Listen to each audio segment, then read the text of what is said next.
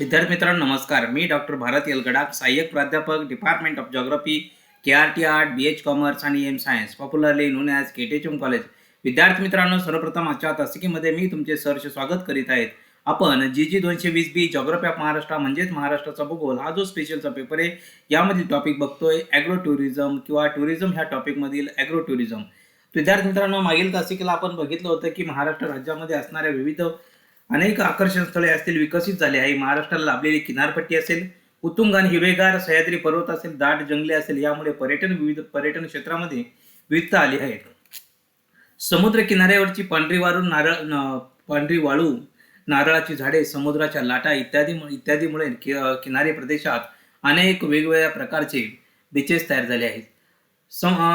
मुंबईच्या किनाऱ्यापासून तर खाली सिंधुदुर्गच्या किनाऱ्यापर्यंत अनेक पर्यटन स्थळे विकसित झाली आहेत. सह्याद्रीच्या पर्वतावरून दिसणारे निसर्ग सौंदर्य, धबधबे, हिरवेगार डोंगर उतार इत्यादीमुळे थंड हवेची ठिकाणे विकसित झाली आहे. महाराष्ट्राला शिवाजी महाराजांचा इतिहास असल्याने पश्चिम घाटातील अनेक किल्ले सुद्धा पर्यटकांचे आकर्षण आहेत. दाट जंगलांमध्ये राष्ट्रीय उद्याने, अभयारण्ये विकसित केली आहेत. त्याचाही पर्यटन स्थळामध्ये समावेश होतो असं आपल्याला सांगता येईल.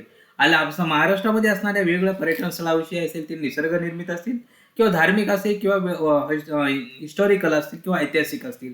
आता ह्या पर्यटन स्थळांव्यतिरिक्त अनेक धार्मिक स्थळे महाराष्ट्रामध्ये आहेत. अष्टविनायकापैकी 5 गणपतीची स्थाने, 12 ज्योतिर्लिंगाची पैकी 5 ज्योतिर्लिंगे, मारुती मंदिरे, 3.5 शक्तिपीठ, प्राचीन लेणी या व्यतिरिक्त अनेक धार्मिक पर्यटन स्थळांचा समावेश होतो. आता ह्या सर्वांविषयी सांगितल्यानंतर आपण पुढे जाणार आहोत की महाराष्ट्रातील पर्यटनाविषयी सर्व प्रकारच्या पर्यटनाच्या व्यतिरिक्त आणखीन एक पर्यटन निर्माण झालं, ते म्हणजे शेती पर्यटन, वैद्यकीय पर्यटन यांचाही विकास महाराष्ट्रामध्ये चालू झाला. धकाधकीच्या जीवनाच्या काळामध्ये गडाच्या काट्याप्रमाणे पळणाऱ्या माणसांना कधी ना कधी शहराची उभं येते. शहरापासून थोडासा कंटाळवाणा वाटतो. त्यामुळे खेड्यातील शांत आणि निसर्गरम्य अशा वातावरणामध्ये 2-4 दिवस घालवण्याचा बऱ्याच लोकांची तयारी असते. नेमक्या ह्याच गोष्टीचा विचार करून आता महाराष्ट्रामध्ये आपण सर्वात महत्वाची गोष्ट आहे की ॲग्रो टुरिझम किंवा शेती पर्यटन ह्या संकल्पनेचा उदय झाला. अशाच वेगवेगळ्या प्रकारच्या महाराष्ट्रामध्ये असणाऱ्या ह्या ॲग्रो टुरिझम विषयी की कोणकोणत्या प्रकारची आव्हाने, कोणकोणत्या प्रकारच्या समस्यांना या ॲग्रो टुरिझममध्ये तोंड द्यावे लागतं, याविषयी आपण आज तासिकेला बघणार आहोत. तर चला बघूया ॲग्रो टुरिझम.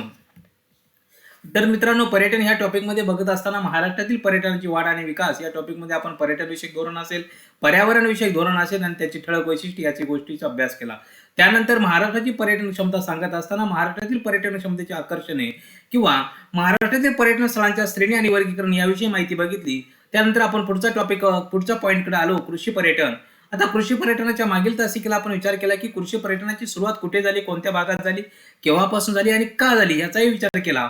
आणि कृषी पर्यटनाची का आवश्यकता वाटली याचाही आपण या ठिकाणी विचार केला. आजचा टॉपिक आपला आहे कृषी पर्यटनासमोरील कोणकोणत्या प्रकारच्या आव्हाने, कोणकोणत्या प्रकारच्या समस्या आहेत याचाही आपल्याला आजच्या तासिकेला विचार करावाचा आहे. त्यानंतर कृषी पर्यटनाची कृती असेल, कृषी पर्यटन घ्यावायची काळजी असेल याचाही आपल्याला विचार करायचा आहे आणि कृषी पर्यटनामुळे कोणकोणते फायदे होतात याचाही आपण विचार करणार आहोत. आता या सांगत असताना महाराष्ट्र पर्यटन विकास महामंडळ ह्या गोष्टीविषयी माहिती सांगत असताना त्याचा उद्देश असेल, त्याची माहिती असेल, त्याचा वेगवेगळ्या प्रकारच्या योजना असतील, पर्यटन विकास असेल, त्यानंतर विकसित केलेले पर्यटन स्थळे असेल, भविष्यातील वेध असेल, यांच्या उपाययोजना असतील आणि पर्यटन MTDCचे महोत्सव असेल आणि ह्या पर्यटन विकास महामंडळाला प्राप्त झालेले पारितोषिक असतील ह्याविषयी माहिती बघणार आहोत. विद्यार्थी मित्रांनो, सर्वप्रथम सांगत असताना कृषी पर्यटनासमोरची वेगवेगळ्या प्रकारची आव्हाने कोणकोणती आव्हाने आहेत या आव्हानांचा मागोवा घेत असताना आपल्याला सांगावं लागते की कृषी पर्यटन हा एक सर्वात महत्वाची गोष्ट आहे की ग्रामीण भागातील विकसित होणारा हा प्रमुख व्यवसाय आहे. म्हणजेच कृषी पर्यटन हा ग्रामीण भागामध्ये विकसित होणारा एक व्यवसाय आहे. म्हणजे थोडक्यात ग्रामीण भागामध्ये असणाऱ्या शेती व्यवसायाचा पूरक व्यवसाय म्हणून आपण कृषी पर्यटनाकडे बघत आलो आहे. म्हणजे थोडक्यात जास्तीत जास्त मोठ्या प्रमाणात ग्रामीण भागामध्ये रोजगार उपलब्ध व्हावा यासाठी कृषी पर्यटनाकडे आपण बघितलं गेलं पाहिजे. आणि सर्वात महत्वाची गोष्ट की या ठिकाणी असणारा व्यवसाय जास्तीत जास्त मोठ्या प्रमाणात वाढीस लागावा असं आपल्याला सांगता येईल. म्हणजेच ग्रामीण भागातील लोकांची साक्षरतेची पातळी असेल, विविध तांत्रिक बाबीविषयी असलेले अपुरे ज्ञान असेल, कृषी पर्यटनाकडे पाहण्याचा ग्रामीण समाजाचा दृष्टिकोन असेल, यामुळे कृषी पर्यटनासमोर अनेक आव्हाने उभे राहतात. आता सर्वात महत्वाचं आव्हान काय असू शकतं, लोकांची साक्षरतेची पातळी. म्हणजे किती मोठ्या प्रमाणात ग्रामीण भागातील लोकांची साक्षरता आहे, म्हणजे निरक्षरतेचं प्रमाण किती असेल, साक्षरतेचं प्रमाण किती असेल, याही गोष्टी असेल. त्याचबरोबर विविध प्रकारच्या तांत्रिक बाबी गोष्टी असल्या पाहिजेत. म्हणजे टेक्नॉलॉजीचं ज्ञान किती आहे त्याच्यावरही ते गोष्टी असू शकतात. त्यानंतर सर्वात महत्त्वाची गोष्ट आहे की कृषी पर्यटनाकडे पाहण्याचा ग्रामीण भागाच्या समाजाचा काय दृष्टिकोन आहे. तो दृष्टिकोन जर चांगल्या प्रकारे असेल तर नक्कीच त्या ठिकाणी कृषी पर्यटनासमोर हेच महत्वाचे प्रमुख अडथळे किंवा प्रकारचे कृषी पर्यटनासमोरचे आव्हाने आपल्याला सांगावं लागतील. म्हणजे ग्रामीण भागातील लोकांची साक्षरता अतिशय कमी असते, त्यानंतर वेगवेगळ्या प्रकारचं तंत्रज्ञान त्यांना अवगत नसतं, त्यानंतर कृषी पर्यटनाविषयी पाहण्याचा समाज दृष्टिकोन ह्यातून समाजाचा दृष्टिकोन नसतो. म्हणजे ह्या प्रकारच्या आव्हानामुळं या कृषी पर्यटनाला त्यापूर्वी सामोरं जावं लागतं असं आपल्याला सांगता येईल. आता ह्या प्रकारचे कोणकोणते आव्हाने आहेत आपण बघणार आहोत. त्यामध्ये पहिला येतो मार्केटिंग म्हणजे विपणन.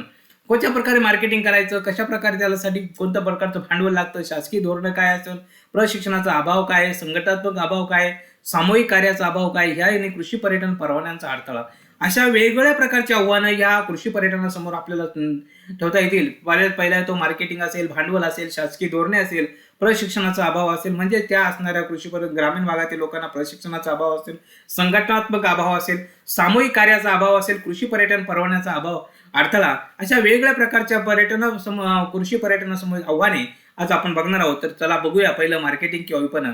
आता विपणनाविषयी माहिती बघत असताना असं आपण सांगतो की विपणन म्हणजे काय किंवा मार्केटिंग म्हणजे काय, की विपणन हा कोणत्याही व्यवसायातील वाढीसाठी सर्वात महत्वाचा घटक असतो. की मार्केटिंग म्हणजे कुठलाही व्यवसाय असेल तो जास्तीत जास्त मोठ्या प्रमाणात मार्केटिंग जर आपण केली तर नक्कीच त्या व्यवसायाला किंवा त्या कोणत्याही व्यवसायामध्ये वाढी लागण्यामध्ये अतिशय महत्वाचा ठरत असतो. म्हणजे प्रत्यक्ष ग्राहकापर्यंत माहिती उपलब्ध झाल्यामुळे उत्पादकांना त्याचा नक्कीच फायदा होतो असं आपल्याला सांगता येईल. म्हणून त्यासाठी सर्वात महत्त्वाचं क्षेत्र आव्हान म्हणून कृषी पर्यटन केंद्राकडे पर्यटकांचा ओघ वाढविणे हेही गरजेचे आहेत. आज मितीस जर आपण बघितलं महाराष्ट्राहून 400हून अधिक मान्यताप्राप्त कृषी पर्यटन केंद्र आहेत. तसेच मान्यता नसलेले अनेक कृषी पर्यटन केंद्र आहेत. कृषी पर्यटन केंद्राची माहिती बऱ्याचदा पर्यटकांना नसते आणि शेतकरी आपल्या कृषी पर्यटन केंद्राची माहिती सर्व थरातील पर्यटकांपर्यंत पोहोचवण्यासाठी कमी पडतात असे आपल्याला या ठिकाणी सांगता येईल. थोडक्यात पर्यटन केंद्राचे मार्केटिंग होणे, जास्तीत जास्त अधिक पर्यटक ह्या केंद्राकडे कसे आकर्षले जातील हेही गरजेचे आहेत. म्हणजे अशा प्रकारचं वेगवेगळ्या प्रकारचे मार्केटिंग, जास्तीत जास्त मोठ्या प्रमाणात मार्केटिंग जर झालं तर नक्कीच ह्या असलेल्या आव्हानापासून आपण त्या ठिकाणी निर्माण होऊ शकतो आणि जास्तीत जास्त मोठ्या प्रमाणावर ग्रामीण भागातील लोकांना त्या ठिकाणी रोजगार हा मोठ्या प्रमाणावर मिळू शकतो असं आपल्याला सांगता येईल. आता पुढच्या आव्हानाकडे आपण जात असताना पुढचं आव्हान बघतोय भांडवल. आता जर आपल्याला बघायचं असेल की कुठलाही पर्यटन व्यवसाय चालू करायचा असेल मोठ्या प्रमाणात त्याला भांडवलाची आवश्यकता असेल. अशाच प्रकारे आपण नवीन कृषी पर्यटन केंद्र सुरू करत असताना मोठ्या प्रमाणात भांडवलाची आवश्यकता लागते. आता कृषी पर्यटन केंद्रावर पर्यटनाला राहण्याची असेल, खाण्याची असेल, इतर सुविधा निर्माण करायच्या असेल तर नक्कीच त्याला भांडवलाची आवश्यकता लागते असं आपल्याला म्हणता येईल. म्हणून शेतकऱ्याकडे कृषी पर्यटनासाठी आवश्यक असलेल्या मूलभूत सोयी असेल, उपलब्ध असलेल्या इतर सुविधा निर्माण करण्यासाठी भांडवलाची आवश्यकता असते. आणि सर्वात महत्वाची गोष्ट आहे की ज्या मोठ्या प्रमाणावर जास्तीत जास्त मोठ्या प्रमाणात जर भांडवल जर उपलब्ध झालं तर नक्कीच त्याचा फायदा होतो आणि हाही एक कृषी पर्यटनासमोरचे आव्हान आपल्याला सांगता येईल. म्हणजे थोडक्यात जर तिथे भांडवल उपलब्ध होऊ न शकलं तर सर्वात मोठे आव्हान हे ग्रामीण भागातील शेतकऱ्यासमोर असते असं आपल्याला म्हणता येईल. आता कृषी पर्यटनामध्ये शासकीय धोरणं काय आहेत? कोणत्याही प्रकारच्या व्यवसायासाठी शासकीय धोरणं हे अनुकूल असतील तर त्या व्यवसायाचा विकास हा जलद गतीने होतो असं आपल्याला म्हणता येईल. म्हणजे कोणत्याही प्रकारचा व्यवसाय असेल, कोणत्याही प्रकारचा व्यवसाय घ्या त्यासाठी शासनाचं धोरण कसं आहे ते महत्वाचं आहे. जर त्या शासनाचं धोरण त्या व्यवसायाशी अनुकूल असलं तरच नक्की त्या व्यवसाय होतो. पण जर त्यासाठी प्रतिकूल असेल तर व्यवसाय हा जलद गतीने विकास होत नाही, त्याला मोठ्या प्रमाणात अडथळे निर्माण होत असतात. पर्यटन हा व्यवसाय अदृश्य स्वरूपाचा असल्यामुळे अनेक घटकांच्या एकत्रीकरणातून तो एक साकारला जातो असं आपल्याला म्हणावं लागेल. म्हणून पर्यटनाला व्यवसायाचा दर्जा मिळणे ही एक अत्यंत महत्वाची गरज आहे, आवश्यक आहे असं आपल्याला म्हणता येईल.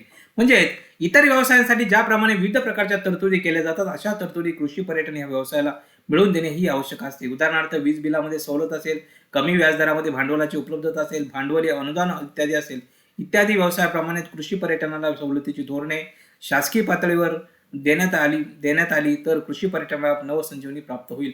म्हणूनच अशा प्रकारचे शासकीय धोरणं किंवा वेगवेगळ्या प्रकारच्या पर्यटनाच्या सवलती असतील ह्या जर मिळाल्या तर नक्कीच कृषी पर्यटनासोबत आव्हान हे आपल्याला थोडंसं कमी करता येईल. आता त्यानंतर पुढचा प्रशिक्षणाचा अभाव. सर्वात महत्वाची गोष्ट आहे की कोणत्याही व्यवसायामध्ये प्रशिक्षित कामगार असेल तर त्या व्यवसायाची भरभराट ही जलद गतीने होत असते. म्हणजे कोणत्याही व्यवसाय घ्या, कुठलाही व्यवसाय असेल तर त्यासाठी जास्तीत जास्त मोठ्या प्रमाणात प्रशिक्षित कामगार असला पाहिजे. पर्यटन ह्या व्यवसायाला व्यावसायिक दर्जा प्राप्त झाल्यानंतर प्रशिक्षित कामगाराची वर्गाची गरज भासणार आहे. ग्रामीण भागातील शेतकरी हे व्यावसायिक ज्ञानाच्या बाबतीमध्ये अनभिन्न असल्यामुळे व्यवसायाचा प्रसार करण्यासाठी अडचणी निर्माण होतात असं आपल्याला माहिती आहे. आता त्यानंतर पुढचा बघूया संघटनात्मक अभाव. व्यवसायाचा अभ्यास केल्यानंतर आपल्या अशी निदर्शनात येते की प्रत्येक व्यवसायाच्या तालुका पातळीवर असेल, देश पातळीवर असेल वेगवेगळ्या प्रकारच्या संघटना अस्तित्वात येत असतात. आता या संघटनामार्फत व्यवसायाचे मार्केटिंग करणे, जाहिरात करणे असेल, व्यवसायाला प्रतिष्ठा मिळवून देणे असेल, या बाबी केल्या जातात.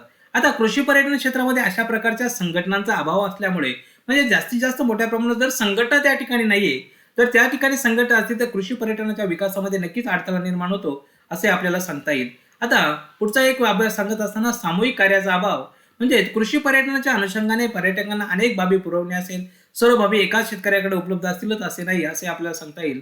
परंतु कृषी पर्यटन केंद्र विकसित केल्यानंतर ह्या केंद्रांना भेटी देणाऱ्या पर्यटकांना नसतात. त्यामुळे बऱ्याचदा कृषी पर्यटन केंद्रावर फक्त खाणे, पिणे आणि राहणे हेच आपल्याला सांगता येईल.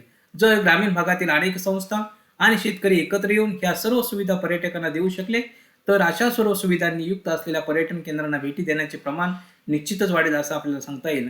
म्हणजेच ग्रामीण भागातील कृषी पर्यटन केंद्र विकसित करत असताना जबाबदारीचे वाटप करून घेऊन सामूहिक रीतीने त्यांचा विकास केले जाणे ही आवश्यक आहे, असं आपल्याला सांगता येईल. आता सर्वात महत्वाची गोष्ट की कृषी पर्यटन परवान्यांचा अडथळा ही एक सर्वात महत्वाचं आव्हान. म्हणजे कृषी पर्यटनाच्या परवान्याअभावी कृषी पर्यटन केंद्रावर पर्यटकांना दिले जाणारे जेवण आणि उत्पादनाच्या विक्रीबाबत अनेक प्रश्नचिन्ह निर्माण होतात.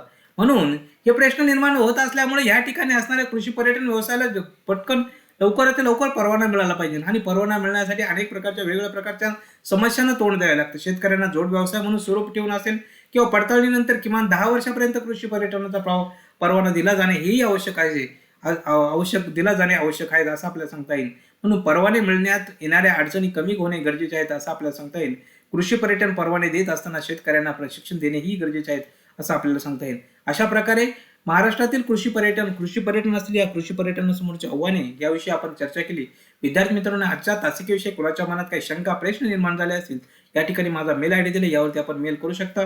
विद्यार्थी मित्रांनो, पुढील तासिकेला आपण अशाच कृषी पर्यटनामधील काही समस्या आणि घेऊन आपण पुन्हा भेटूया. तोपर्यंत okay, good day, bye bye.